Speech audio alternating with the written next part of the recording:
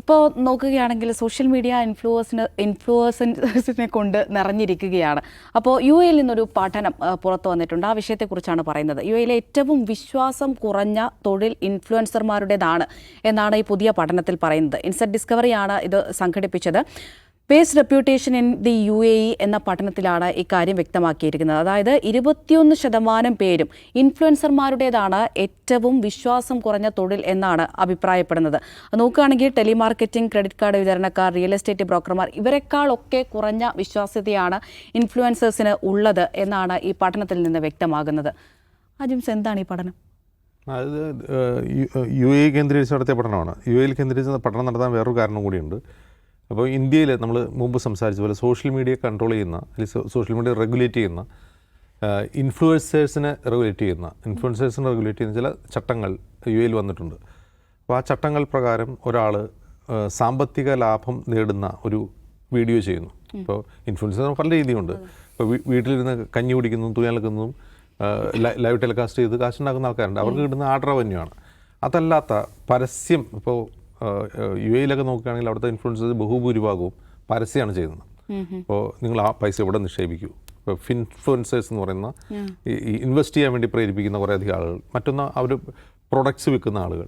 Influencers മുഴുവൻ അതാണ് ചെയ്തുകൊണ്ടിരിക്കുന്നത്. ഒരു വീഡിയോ ചെയ്യുമ്പോൾ നമ്മൾ വിചാരിക്കും അതിലെന്തോ പ്രൈവറ്റ് കണ്ടൻറ്റാണ്, അല്ലെങ്കിൽ എന്തെങ്കിലും എൻ്റർടൈൻമെൻറ്റ് കണ്ടൻറ്റാണെന്ന് തോന്നുമ്പോൾ അവസാനം ചെന്ന് പറയാം ഈ സാധനം വാങ്ങും എന്ന് പറഞ്ഞിട്ടുള്ള സാധനമാണ്. അതായത് പരസ്യത്തിൻ്റെ ഒരു പ്രധാനപ്പെട്ട മേഖലയായി ഇൻഫ്ലുവൻസേഴ്സ് മാറി കഴിഞ്ഞു. ഇന്ത്യയിലും അങ്ങനെ തന്നെയാണ്, മലയാളത്തിലൊക്കെയും അങ്ങനെ മാറുന്നുണ്ട്. അവിടെ അത് നിയന്ത്രിക്കാൻ UAE ഭരണകൂടം തീരുമാനിക്കാനുള്ളൊരു കാരണം ആളുകൾ വഞ്ചിക്കപ്പെടുന്നു എന്നുള്ളതാണ്. പ്രധാനമായും ഈ സ്കിൻ കെയർ ഉൽപ്പന്നങ്ങൾ, കോസ്മെറ്റിക്സ്, അതുപോലെ ഈ പറഞ്ഞ ഫിനാൻഷ്യൽ സർവീസസ്, ഈ ഇൻവെസ്റ്റ്മെൻറ്റ് പ്ലാൻസ്, ഇങ്ങനെയുള്ള സാധനങ്ങൾ ആളുകൾ വഞ്ചിക്കപ്പെടുന്നു. അതായത് ഈ ഇൻഫ്ലുവൻസേഴ്സ് ചെയ്യുന്ന പരസ്യം, ഇപ്പോൾ മാധ്യമങ്ങളിൽ ഒരു പരസ്യം വരുവാണ്.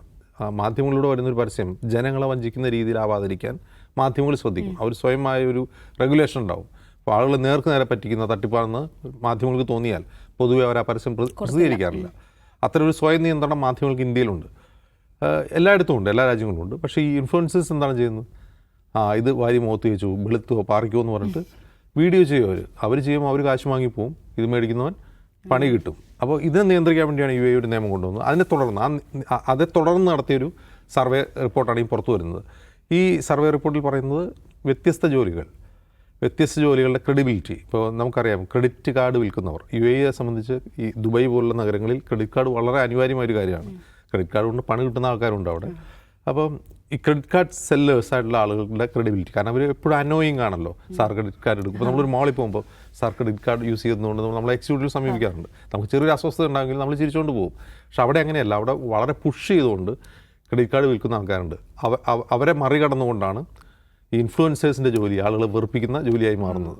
ആ വെറുപ്പിക്കുന്ന ജോലിയായി മാറുന്നതിൻ്റെ കാരണം ബഹുഭൂരിഭാഗം ആളുകളും തട്ടിപ്പിൻ്റെ ഇരയായിട്ടുണ്ട്. ഇൻഫ്ലുവൻസേഴ്സിൻ്റെ സ്വാധീനത്തിൽപ്പെട്ട് പലരും പറ്റിക്കപ്പെട്ടിട്ടുണ്ട്, തെറ്റിദ്ധരിക്കപ്പെട്ടിട്ടുണ്ട് എന്നുള്ളതുകൊണ്ടാണ് ആ ജോലി ഒരു അനോയിങ് ജോലിയായും അവരോടൊരു ബഹുമാനവും ഇല്ലാത്ത ഒരു സൊസൈറ്റിയായി UAE സൊസൈറ്റി മാറുന്നതിൻ്റെ ഒരു പ്രധാനപ്പെട്ട കാരണം. ഇനി ഇത് ഇന്ത്യയിലെ കോണ്ടെക്സ്റ്റിലേക്ക് നമ്മൾ വായിച്ചു നോക്കുക. ഇവിടെ ഇൻഫ്ലുവൻസേഴ്സ് എഴുതുന്നത് അതൊക്കെ തന്നെയാണ്. ഇപ്പോൾ ഇന്ത്യയിൽ 2022 നമ്മൾ റൂൾ കൊണ്ടുവന്നിരുന്നു.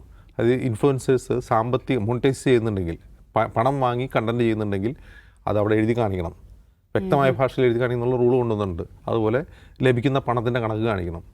ഇങ്ങനെ ഒരു റൂള് അതിശക്തമായി കൊണ്ടുവന്നിട്ടുണ്ട്. പക്ഷെ അത് നടപ്പാക്കുന്നുണ്ടോ എന്ന് ചോദിച്ചാൽ ഇല്ല എന്നാണ്. ഏതെങ്കിലും ഇൻഫ്ലുവൻസേഴ്സ് അവരുടെ സ്വത്ത് സർക്കാരിന് കാണിക്കുകയോ അല്ലെങ്കിൽ അതിൻ്റെ പേരിൽ അവർക്ക് അന്വേഷണം നേടി ഒരു ED ഇവരുടെ ആരും വീട്ടിൽ വരികയോ ഇതുവരെ ചെയ്തിട്ടില്ല. മറ്റൊന്ന്, ഈ പറയുന്ന പ്രൊമോഷണലായിട്ടുള്ള ഉൽപ്പന്നങ്ങളെ പ്രൊമോട്ട് ചെയ്യുന്ന വീഡിയോസ് നമ്മൾ ദിവസവും കാണുന്നുണ്ട്. അവിടെ എവിടെയെങ്കിലും അത് പരസ്യമാണെന്ന് എഴുതി വയ്ക്കുന്നുണ്ടോ? ഇല്ല, ഒരിടത്തും അത് സൂചിപ്പിക്കുന്നില്ല പരസ്യമാണ്, ഞങ്ങൾക്ക് ഇതിന് പൈസ കിട്ടിയിട്ടുണ്ട്, ഇത് ഞങ്ങൾ പരസ്യം ചെയ്യുന്നതാണെന്ന് നമ്മൾ വ്യൂവേഴ്സിനെ കാണിക്കുന്ന ഒന്നും അവരെ ചെയ്യുന്നില്ല. അപ്പോൾ റൂളൊക്കെ അവിടെയുണ്ട്, പക്ഷെ ഇന്ത്യയിൽ നടപ്പാക്കുന്നില്ല. അവിടെ അവർ നടപ്പാക്കുന്നത് തന്നെ ഈ ഇൻഫ്ലുവൻസേഴ്സ് നടത്തിയിട്ടുള്ള ഈ അബദ്ധങ്ങൾ, അല്ലെങ്കിൽ അവർ നടത്തിയിട്ടുള്ള തെറ്റിദ്ധാരണ പരത്തൽ, ഇതൊക്കെ സൊസൈറ്റിയിൽ ഉണ്ടാക്കി ഇമ്പാക്റ്റ് മനസ്സിലാക്കിയിട്ടാണ് അവർ ആ റൂൾ കൊണ്ടുവന്നത്. ഇന്ത്യയിൽ ആ റൂൾ കൊണ്ടുവന്നെങ്കിൽ അത് എൻഫോഴ്സ് ചെയ്യുന്നുണ്ടെന്നുള്ള കാര്യത്തിൽ സംശയമാണ്. എന്തായാലും ജനങ്ങൾ സ്വയം അത് മനസ്സിലാക്കുന്നുണ്ട്. അതാണ് ദുബൈയിൽ നിന്നുള്ള സർവേ റിപ്പോർട്ട് കാണിക്കുന്നത്. എന്താണ് നടക്കുന്നതെന്ന് ഈ റീൽസ് ഇങ്ങനെ കണ്ടുകൊണ്ടിരിക്കുന്നതാണ്. ഈ റീൽസ് കാണുക എന്ന് പറഞ്ഞാൽ തന്നെ ഒരു അഡിക്ഷനാണ്. മറ്റൊന്ന്, റീൽസ് സൃഷ്ടിക്കുന്ന ഒരു അയാഥാർത്ഥ്യമായ ലോകമുണ്ട്. ഇപ്പോൾ നമ്മളിപ്പോൾ ഞാൻ മലയാളികളല്ല പൊതുവെ പറയാം, ഇൻ്റർനാഷണലായിട്ട് നോക്കുകയാണെങ്കിൽ റീൽസൊക്കെ കാണുന്നത് എന്താണ്? ഒരു ഹൈ ലെവൽ ജീവിതം, ലോകത്തെ ഏറ്റവും മികച്ച ഹോട്ടലിൽ നിന്ന് കോഫി കുടിക്കുന്ന ഭാര്യയും ഭർത്താവും അല്ലെങ്കിൽ സുഹൃത്തുക്കൾ. ഇങ്ങനെയാണ് എല്ലാ റീൽസിലും അതാണല്ലോ കാണിക്കുന്നത്. കാസാബ്ലാങ്കയിലെ പബ്ബിലിരുന്ന് ബീർ കഴിക്കുന്നു, അല്ലെങ്കിൽ ഗോവയിലെ ചാരിയിരുന്ന് കാപ്പി കുടിക്കുന്നു. ഇതൊക്കെയാണ് നമ്മൾ കാണുന്നത്. നമ്മളെല്ലാ ദിവസവും ഈ പറയുന്ന കാസാബ്ലാങ്കയിലും അല്ലെങ്കിൽ പാരീസിലൊന്നും പോകാറില്ല. പക്ഷേ റീൽസ് കാണുമ്പോൾ ഇവരൊക്കെ എല്ലാ ദിവസവും ഇവിടെ പോകുന്നതാണ് അത് തോന്നുന്നത്. അപ്പോൾ ഈ അയാഥാർത്ഥ്യമായ ഒരു ലോകം സൃഷ്ടിക്കുകയാണ് യഥാർത്ഥത്തിൽ റീൽസ് ചെയ്യുന്നത്. ഇത് ജനം തിരിച്ചറിയുന്നു എന്ന ശുഭസൂചനയാണ് ഇപ്പോൾ നമ്മൾ UAE നിന്ന് കേൾക്കുന്നത്. ഇന്ത്യയിലും മലയാളത്തിലും അതൊക്കെ ആളുകൾ സ്വയം തിരിച്ചറിയുകയും സ്വയം തിരിച്ചറിവിലേക്ക് ജനങ്ങളെത്തി ഇതൊക്കെ മടുക്കുന്ന ഒരു ഘട്ടം ഉണ്ടാവുമെന്നാണ് എനിക്ക് തോന്നുന്നത്. ആ ഘട്ടം വരെ കാത്തിരിക്കേണ്ടി വരുന്നുള്ളത് തന്നെയാണ്. നഫൽ, ഇപ്പോൾ UAE കൊണ്ടുവന്നിരിക്കുന്നത് പോലുള്ള നിയന്ത്രണങ്ങൾ ഇന്ത്യയിലും കേരളത്തിലും ഒക്കെ വേണമെന്ന് തോന്നുന്നുണ്ടോ? ഈ ഇൻഫ്ലുവൻസർ എന്ന് പറയുന്ന പേര് തന്നെ എനിക്കൊരു അശ്ലീലമായിട്ടാണ് തോന്നിയിട്ടുള്ളത്. കാരണം നമ്മളൊക്കെ സ്വാധീനിക്കാൻ വേണ്ടി ഒരാളിങ്ങനെ നടക്കുകയാണ്. ഞാൻ സ്വാധീനിക്കുന്ന ആളാണ്, നിങ്ങളൊക്കെ സ്വാധീനിക്കും. നമ്മളങ്ങനെ പറയും, ഒരാളെക്കുറിച്ച് അങ്ങനെ പറയും, എൻ്റെ സുഹൃത്താന്ന് പറയും, എൻ്റെ ചങ്ങാതിയാന്ന് പറയും, അല്ലെങ്കിൽ എൻ്റെ അധ്യാപകനാന്ന് പറയും എന്നൊക്കെ പറയുമല്ലോ, അല്ലെങ്കിൽ മാധ്യമപ്രവർത്തകനാന്ന് പറയും. ഇൻഫ്ലുവൻസറാന്ന് പറഞ്ഞിട്ട് ഒരാളിങ്ങനെ, അങ്ങനെ ഒരു കൂട്ടം ആളുകൾ. അപ്പോൾ നമ്മളിങ്ങനെ ആൾ ഇൻഫ്ലുവൻസ് ചെയ്യപ്പെടാൻ വേണ്ടി നമ്മളിങ്ങനെ നിന്ന് കൊടുക്കുകയാണ് കുറേ ആൾക്കാർ. അങ്ങനെ ഒരു അവസ്ഥ എന്ന് പറഞ്ഞാൽ വല്ലാത്തൊരു മോശം അവസ്ഥയല്ലേ. അപ്പം ഈ ഇൻഫ്ലുവൻസേഴ്സ് എന്ന് സ്വയം വിശേഷിപ്പിച്ച് എന്താ നിങ്ങൾ പരിപാടി, ഞാൻ ഇൻഫ്ലുവൻസറാണെന്ന് ഒരാൾ പറയുമ്പോൾ അതിലെന്തോ ഒരു പ്രശ്നം എനിക്ക് തോന്നും. അപ്പോൾ അങ്ങനെ ഉള്ള ആളുകൾ, ഇപ്പം എനിക്ക് ഏറ്റവും കൂടുതൽ ഞാൻ കണ്ടിട്ടുള്ളത് ഈ ഒരു കിടക്കയുടെ ഒരു മാട്രസിൻ്റെ പരസ്യമാണ് അല്ലേ. എന്താ മാട്രസ് ഉണ്ടല്ലോ, പേര് കൂടെ പറയണ്ടല്ലോ. ആ മാട്രസ് എന്നും എത്ര ആളുകളാണ് ഈ സാധനം കൊണ്ടുവന്ന്, നമ്മളീ പറയുന്ന എല്ലാ ഇൻഫ്ലുവൻസും മിക്കവാറും ഇതിൻ്റെ പരസ്യവുമായിട്ട് വരും. ഞാൻ ഇതുവരെ ആ മാട്രസ് നേരിട്ട് കണ്ടിട്ടില്ല കേട്ടോ, എവിടെയും ഒരു വീട്ടിൽ നേരിട്ട് കണ്ടിട്ടില്ല, സോഷ്യൽ മീഡിയയിൽ മാത്രമേ കണ്ടിട്ടുള്ളൂ. അപ്പോൾ നമ്മളങ്ങ് സ്വാധീനിക്കുകയാണ്. ഇവരിത് അതിൽ കിടക്കുന്നു, അതിൽ കോഴിമുട്ട ഉടയാതെ വെക്കുന്നു, അതിൽ ചായ ഒഴിക്കുന്നു, അതിൽ പപ്പടം പരത്തുന്നു. ഈ പരിപാടികളൊക്കെ ആ ഒരു മാട്രസിൻ്റെ മുകളിൽ നടത്തിയിട്ട് നമ്മളെ സ്വാധീനിക്കുകയാണ്. അപ്പം നമ്മൾ മീഡിയ ആണല്ലോ, നമ്മൾ മീഡിയയിൽ വർക്ക് ചെയ്യുമ്പോൾ നമ്മളൊരു ഈ പെയ്ഡ് ന്യൂസ് എന്ന് പറയുന്ന ഒരു വാക്കുണ്ടല്ലോ. പെയ്ഡ് ന്യൂസ് ഒരിക്കലും അനുവദിക്കില്ല. പെയ്ഡ് ന്യൂസ് ആണെങ്കിൽ അത് പെയ്ഡാണ് എന്ന് നമ്മൾ പറയണം എന്നിൽ മാത്രം, അല്ലാതെ അതായത് ഒരു പരസ്യമാണ്, അത് ന്യൂസല്ല. അപ്പോൾ നമ്മളൊരു പരസ്യക്കാർക്ക് വേണ്ടി നമ്മളൊരു വാർത്ത ചെയ്യുമ്പോൾ അത് പരസ്യമാണെന്ന് പറഞ്ഞുകൊണ്ടേ ആ വാർത്ത ചെയ്യാവൂ. അങ്ങനെയാണല്ലോ അതിൻ്റെ രീതി. പക്ഷേ ഇതങ്ങനെയല്ലല്ലോ. ഇത് എന്തും ഏതും എൻ്റെ സ്വാധീന വലയത്തിൽ കുറേ ആളുകളുണ്ട്, ഞാൻ അവരെ സ്വാധീനിക്കും, അതുകൊണ്ട് എൻ്റെ മാർക്കറ്റ് ഇത്രത്തോളം ഉണ്ട്, അതുകൊണ്ട് എനിക്ക് പരസ്യം തരണം, എനിക്ക് ഇത്ര പണം തരണം, ഞാൻ ആളുകളെയൊക്കെ പറ്റിക്കാം എന്ന് പറയുന്ന രീതിയിലേക്ക് കാര്യങ്ങൾ പോയിട്ടുണ്ട്. ഇപ്പോൾ നമുക്കറിയാം, ഈ ഓൾ ഓവർ നമ്മുടെ മീഡിയ പ്ലസ് സോഷ്യൽ മീഡിയ, നമ്മൾ മീഡിയയും സോഷ്യൽ മീഡിയയിലുള്ള വ്യത്യാസം എന്താണ്? സോഷ്യൽ മീഡിയയിൽ എവിടെയും എന്തില്ല, ഒരു എഡിറ്ററില്ല. ആർക്കും എന്തും എപ്പോഴും എങ്ങനെയും പറയാമെന്നുള്ളതാണ് സോഷ്യൽ മീഡിയയുടെ ഒരു പ്രത്യേകത. മീഡിയകൾ, അപ്പം ഓരോ മീഡിയയ്ക്കും അവരുടേതായ താല്പര്യങ്ങളുണ്ടാകാം, അവരുടേതായ രാഷ്ട്രീയമുണ്ടാകാം, അവരുടേതായ മറ്റ് വിഷയങ്ങൾ താല്പര്യങ്ങളൊക്കെ ഉണ്ടാകാം. പക്ഷേ അവിടെ ഒരു എഡിറ്ററുണ്ട്. ഏതൊരു വാർത്തയ്ക്കായാലും അവിടെ ഒരു എഡിറ്ററുണ്ട്. അതുകൊണ്ട് സ്വാഭാവികമായും അതിനൊരു ഉത്തരവാദിയുണ്ട്. അതുകൊണ്ട് തന്നെ ഈ പരസ്യം തരുന്ന ആളുകൾ ചിന്തിക്കുന്നത് എന്താണ്? ഒരു ഇൻഫ്ലുവൻസർക്ക് അയാൾ പരസ്യം കൊടുക്കുന്നു, മീഡിയയിലും പരസ്യം കൊടുക്കുന്നു. ഈ രണ്ട് പരസ്യത്തിലും അയാൾക്ക് അതിൻ്റെ റീച്ച് അയാൾ പ്രധാനപ്പെട്ട വിഷയം തന്നെയാണ്.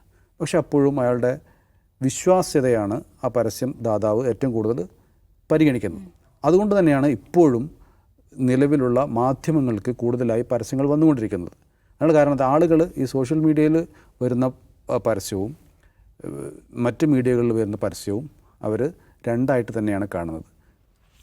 ഇത്തരം മീഡിയകളിൽ വരുന്ന പരസ്യത്തിന് കൂടെ വിശ്വാസ്യത വരികയും സോഷ്യൽ മീഡിയയ്ക്ക് വിശ്വാസ്യത കുറയുകയും ചെയ്യുന്നുള്ളത്. അപ്പോൾ ഈ പറയുന്ന ഇതെന്താ സർവേ ആണോ? സർവേയിൽ പറയുന്ന കാര്യത്തിലും ഇത് തന്നെയാണ് എന്ന് എനിക്ക് തോന്നുന്നു. കാരണം ഇൻഫ്ലുവൻസർമാർ പറയുന്ന ഇത് പലപ്പോഴും പലരും ചെയ്തു നോക്കുന്നുണ്ടാവും. അവർ സ്വയം പലരും ഇൻഫ്ലുവൻസർ ആവാൻ വേണ്ടി ശ്രമിക്കുന്നുണ്ടല്ലോ. അപ്പോൾ ഇയാൾ ചെയ്യുന്ന അതേ കാര്യം തന്നെ ഇദ്ദേഹവും ചെയ്തിട്ട് ഇതുപോലെ റീൽസും ഷോർട്സും ഒക്കെ ഉണ്ടാക്കി അയാൾ ശ്രമിക്കുന്നുണ്ടാവും. അപ്പോഴാണ് ഇയാൾക്ക് സ്വയം ബോധ്യപ്പെടുന്നത് ഇതൊന്നും ഈ പറഞ്ഞ പോലെ അല്ല എന്ന് ബോധ്യപ്പെടുന്നത്. അപ്പോൾ ഞാൻ പറഞ്ഞു വരുന്നത് ഇത്രയേ ഉള്ളൂ.